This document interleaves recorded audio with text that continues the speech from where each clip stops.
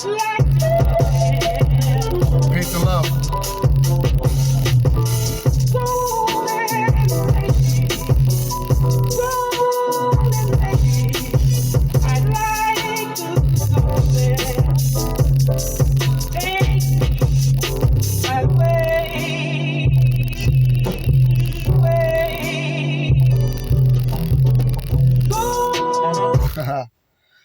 Peace, prosperity, and power to my beautiful people who took the time, as always, to watch this amazing video that I'm about to drop. The reason I have this smile on my face is because life is good. No matter through whatever turmoils, trials, and tribulations you are going through in life, people, smile. Because if you are truly people of faith, then you know that God got you no matter what storm you are going through. Do you feel me?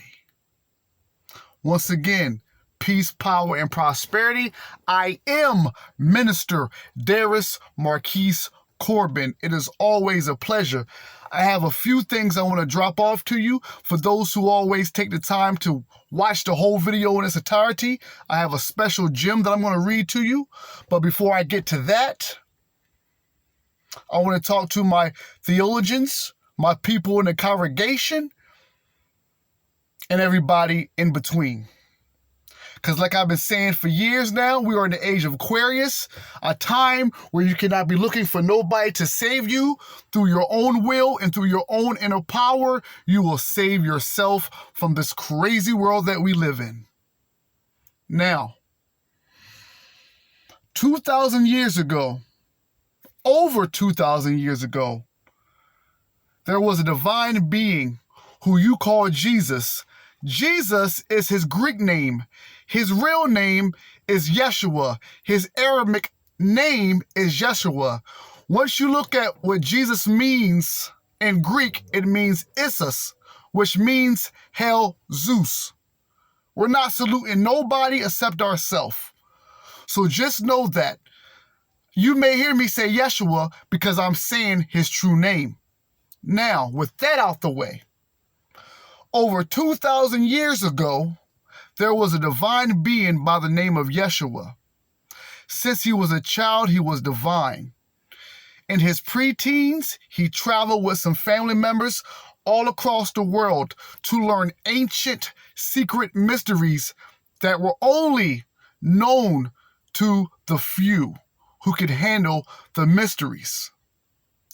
After being about 5 years in each place he traveled, Egypt, Tibet, over there in Europe as well.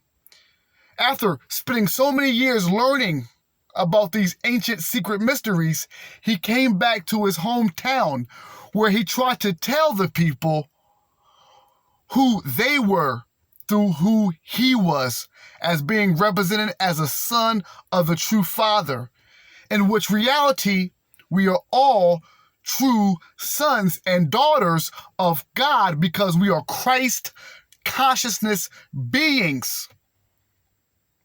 I want to read something before I get to the gym. It's going to be on, I believe, John chapter 10, verse 30. But bear with me right quick. John chapter 10, verse 33. For you who already know that, then bear with me. Some don't know about John chapter 10, 33. And I'm going to be paraphrasing because I don't have time to be going through all the scriptures. Some of you already know it anyway. But when Jesus came back, he had an audience. They knew he was doing these miracles. They know he was doing the Father's work. But the people could not just accept the fact that this man was walking around here saying that he was the Son of God. They knew through their religion and the Old Testament that there was going to be a Messiah to come, but for some reason, this person who was in their own hometown could not be this person. So they said he was blasphemous, and they were trying to stone him to death. Yeshua, who you know as Jesus, said, "Don't you see the great works I do on the behalf of my Father?" I'm paraphrasing here.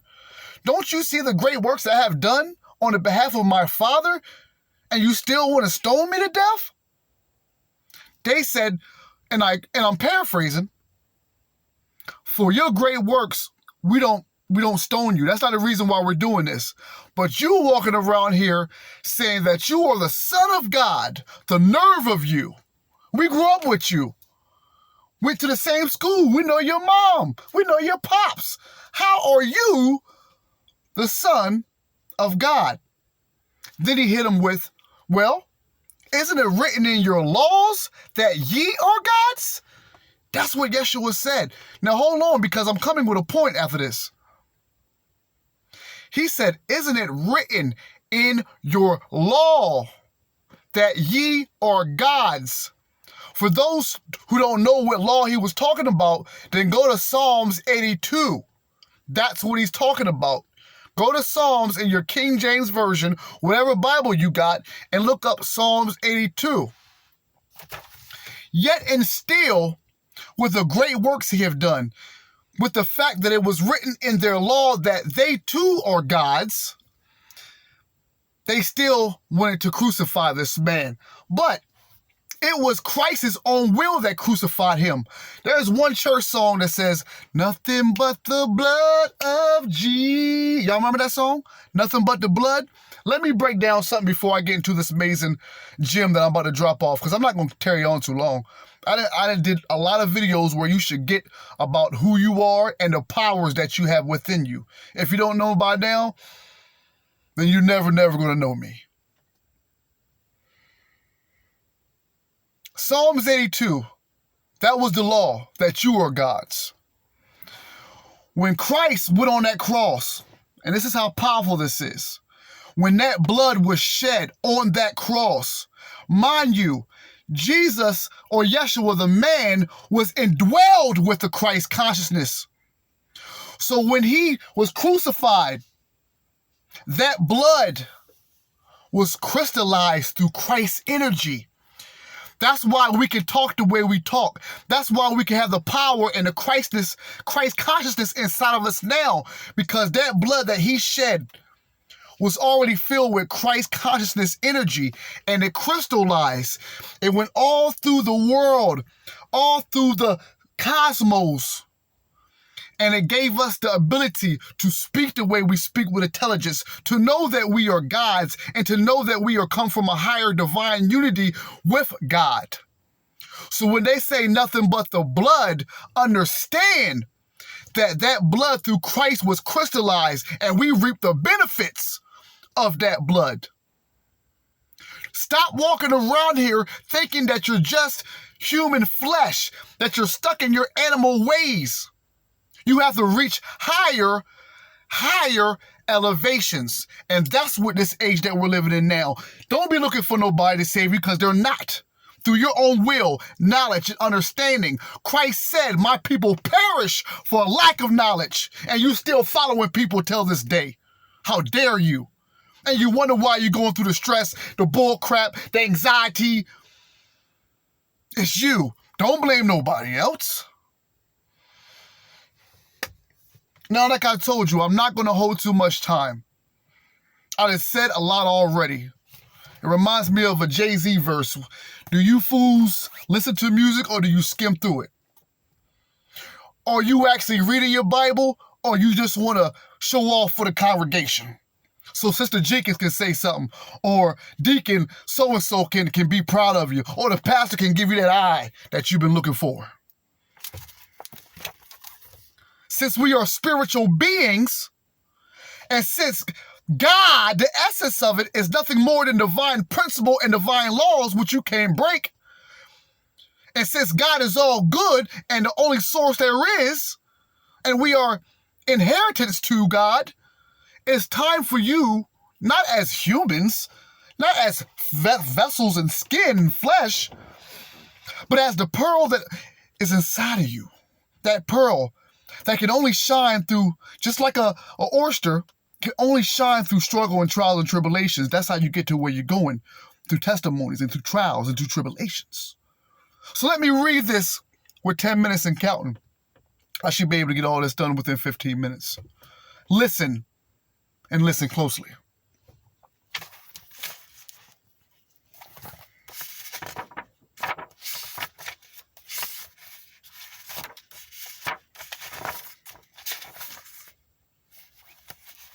Spirit creates through law. Spirit creates through law. This is your story. Listen up, because you are spirit. Spirit creates through law. The law is always mind in action. Mind cannot act unless intelligence sets it in motion.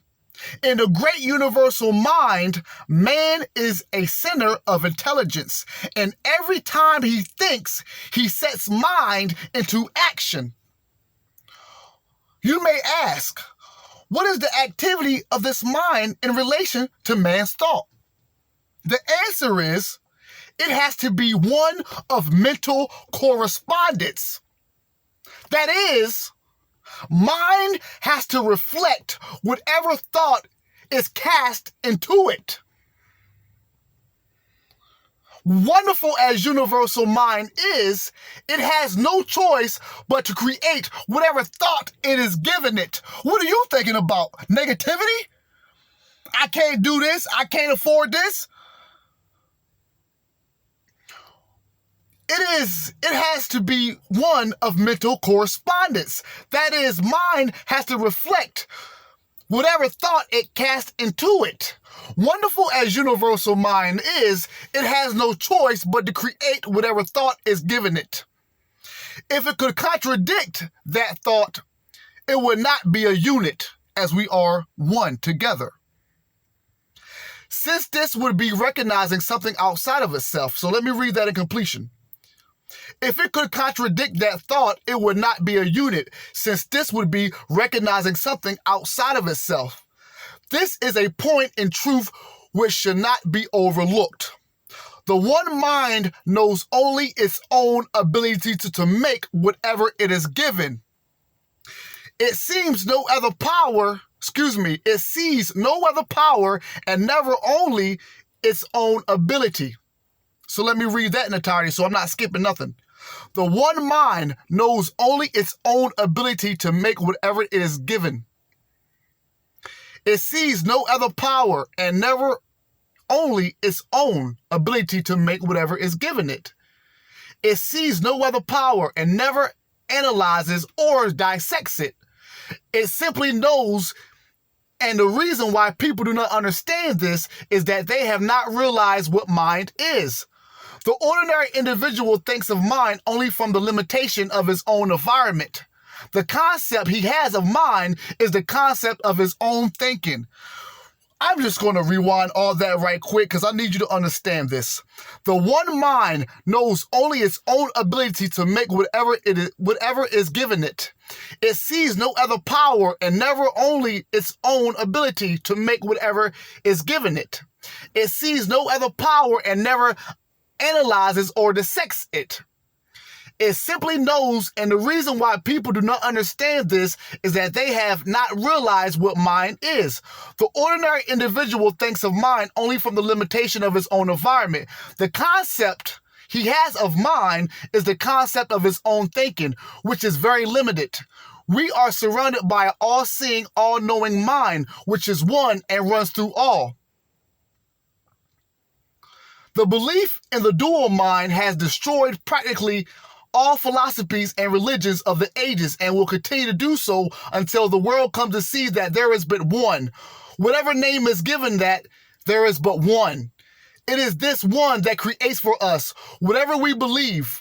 Our thought operates through this one, produces all of our affairs. We are all centers in this mind. We are all centers in this mind, centers of creative thought activity. There is nothing which appears in the manifest universe other than an objective thought, whether it be a bump on your head, a growth on your foot, or a planet. It could not be there were it not made out of mind, for mind is all there is to make anything out of whatever is made out of it. Nothing exists or can exist without a source from which it springs. We are not dealing with a negative as well as a positive power. Not two powers, but one. A power that sees neither good nor evil as we see it. It knows only that it is all. And since it is all, it creates whatever is given it. From our limited standpoint, we often think of good and evil, not realizing that as yet we do not know the one from the other. What we call good today may call evil tomorrow, and what we think to be evil today, we may tomorrow proclaim as the greatest good we have known. I'm gonna stop there because I'm already at 16 minutes. So with that being said, 2024, know your worth, work off of your willpower, and be still and know that God is. Peace and love. I'll see y'all soon. Keep doing your thing.